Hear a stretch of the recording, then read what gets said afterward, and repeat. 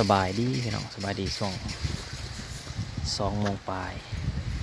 เมื่อบ่ได้พี่น้องเอ้ยล่ะสุดฝนตกวะเอาอันนี้ลงในนี่โน่เอาแค่ตายเอง เบิดเท่านี้บ่ เออ ฝนตกพี่น้องเอ้ยฝนตกแห้งบานนี้เมื่อบ่ได้ท่านว่าน้อยก็นอนบัดนี้อ้าว มาชุกหน่อย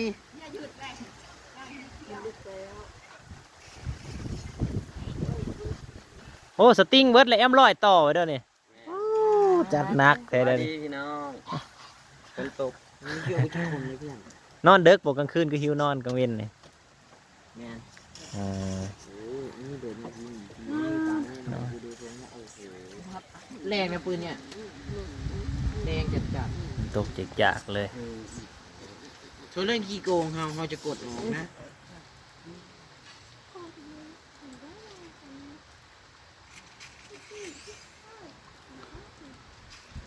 น่าสิตกจาก นี่ครับ มีกี่นัดเก้าเหรอ เย็นมาทะเลอย่างเงี้ย วิวดูอ่ะ ขาวมาเบิดเลยบาทนี่ปาดเท่าขาวเจซ้ายเปียกเบิดทง เล่นคืนแรง รอบนี่เปียกเบิดทง ไอ้ แล้ว ชีแรงนั่นแรงใหญ่อ่ะจะบอกให้ ตกจาก อี จาก ชีไม่โคตรแรงเลยยิง2 หน้าตาย มาถึงเราอ่ะตาย ไม่ฝั่งเขาตาย ฝนแห้งเห็นเนาะ วิจะตายแล้วโน่เอาดูโน่พลังมันสวยนั่นแหละ แต่ตายเองมันเรื่องมันแค่เจอเลยล่ะ เปียกเบิดที่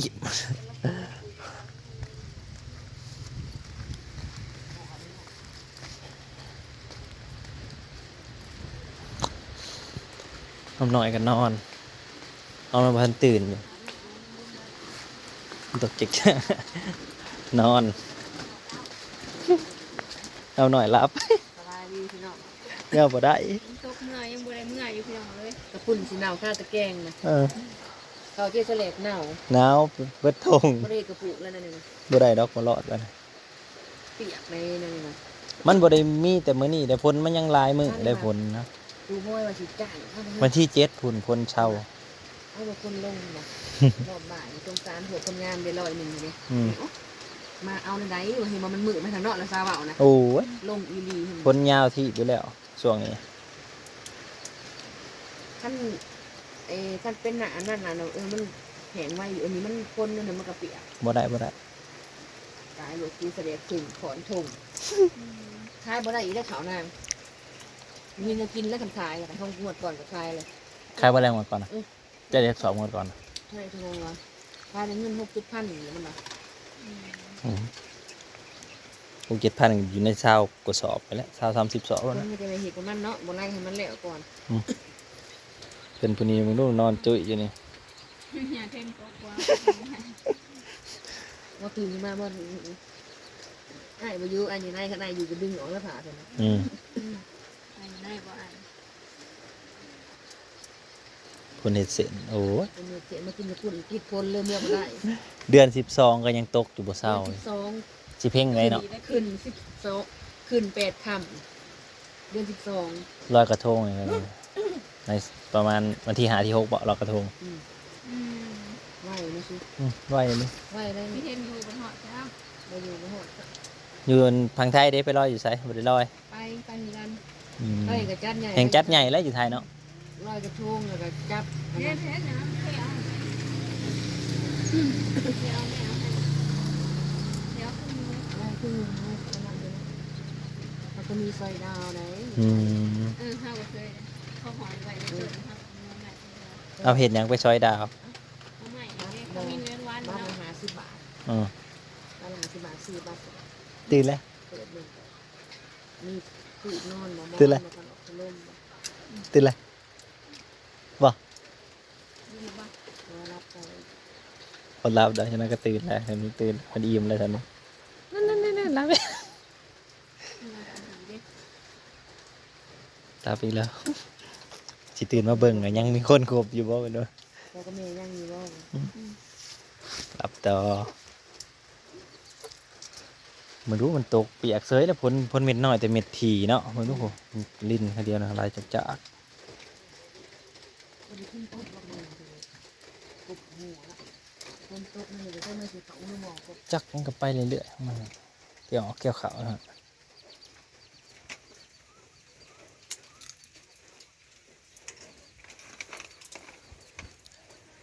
มื่นตาหน่อยเนาะไอ้เบิ่งนี่นะเนี่ยกินมันก็หอยบาเลยเลยนะโอ้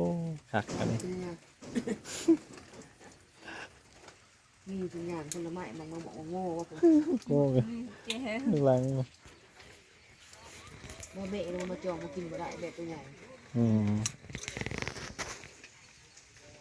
ไก่นี่ก็ลายกลางเว้นกลางคืนจะไปนอนไป อืม ไปที่เจ้าวันตีตาหาว่า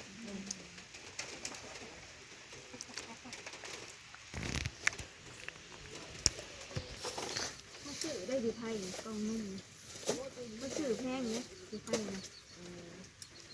ก็ซื้อไปเห็นยัง ก็ซื้อไปเฮ็ดใหม่นี่ติ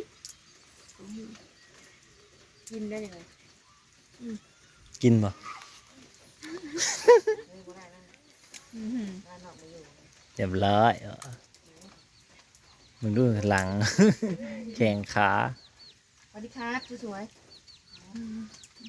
ประกาศตัวใหม่ดูประกาศ กลับไทยแล้ว กับใจสิ้นเนื้อนะบ่เผื่อน้องอย่าดิเอามาเบิดเลย เดี๋ยวมันเนี่ยไม่หรอก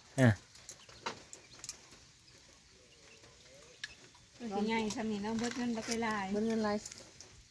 มันเห็นว่าลายหมื่นซะ เป็นแสนเด้กูมือเองก็ หลายแสนอีกนะ ตอนขอดนะเบิดหา อืม หา ไป พัน ที่ ป ไหน ลาย แล้วทำไม อื เนาะ ม น้องหน้านะเบิด9,000 อืม จะลองคุยนักหนา 9,000น้องหน้านี่ออกมาในอยู่ของพิเศษเลยได้ อืม ไฮโซ เออ น้องน้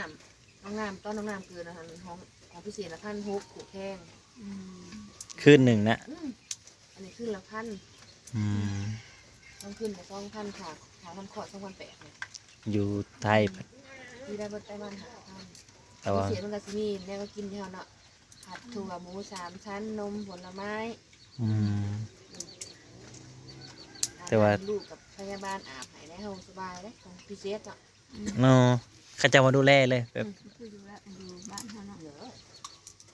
บ้านเฮาบ่ทำบ่ได้หาตัวยากเนาะอยู่ในหอเทือนเนาะยอด เสี เสี ย ย เจ้าภาพไปอาบ อืม หายเสร็จงานเสร็จนี่ให้เนาะ นอนหลังพิเศษเนาะเปิดพัดลมทีวีมีเบิดมือกับมิดหนูก็จะให้กินผัดถั่วกับหมู3 ชั้น โอ้ แม่ยันพริกกรรมพี่นั่นเขาจะให้กินแล้วเนาะ อ่า กินน้ำเขา เขาจะกระสีดยาให้ละติ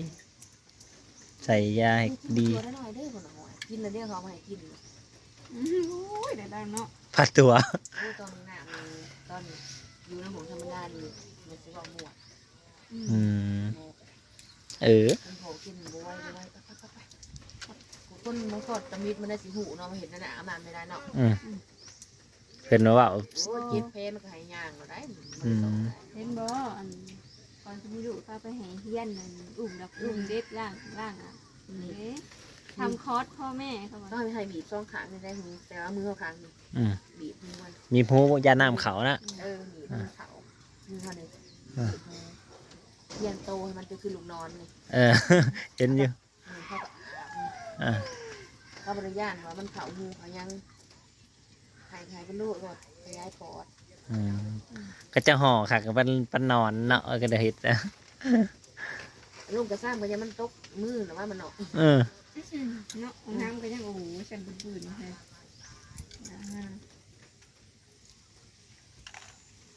เพื่อสิยายทำนี่น้ำเขา โอ้ยขนาดมาก้อนน้ำมาอยู่งานยังมากล้าอาบน้ำมันเอาบูมาอาบไหมยังมันรถรูดแขกลูกค้าเนาะ จักโลก่อนก่อนนอนออกมานะ อะไรวะ 28บอก นั่น เนาะ เนี่ยอาเทียนเนี่ย3 โล 3เลย โอ้ งานมัน2 แปด ยังจะอยู่ท้องพูน แง่จะจุดห้องเลยเห็น 3 หมอหา คนบ่เห็ดถอด โตแต่อยู่ท้องเลยนะเนน เกิดมาก็เลยตัวใหญ่ เที่ยวงานสร้างอะไรเนาะ เมืองที่ เดือนใดเที่ยวงานสร้างนี่ เดือนหน้า อ๋องานสร้าง มาเขาเฮียนประมาณอาทิตย์ปลายก็เลยไปเฮียนสร้างแล้ว อืม วันที่15พอ ไม่ ที่ ยอม 25 ไก่คืออยู่ จักมื้อ10 มื้อผมบอก วันที่15พอวันที่25 อ๋อแปลว่างานจัดแสดงสร้างเนาะ ห่างจากบ้าน12กิโล แต่นี่หาในเมืองแล้วเนาะ มันก็บ่ได้ มันทางสะดวกสบาย เป็นทางดำเนาะจะรอดออกไปก็เป็นทางดำกับเรียนรถบ่ฮอด โอ้ยยังเฮิงกระ10 นาทีบ่ฮอดซะดอก ถ้ารถบ่ติดก็ใส่นะใส่ขยะ ไผหิวอีกเลย ไอ้กินกับคนไปคนไทย เฉพาะอันเคยหลาวโอ้โหบ่แล้วแล้ว ขยะแล้วมาเห็นชานมมาแรงหมดแกง แกงไก่ของดำของพี่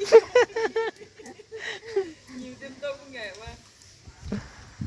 หิวอีกเลย เพิ่นอีกกับอะไรแล้ว รับแล้วก่อนหน่อยรับแล้ว มันนอนเสียดีอ่ะ รอแล้วนักแล้วอยู่น้ำพอบ่ซะนี่แหละพี่น้องเลยบรรยากาศเกี่ยวเขาวยามนี้ก็ฝนตกห้าม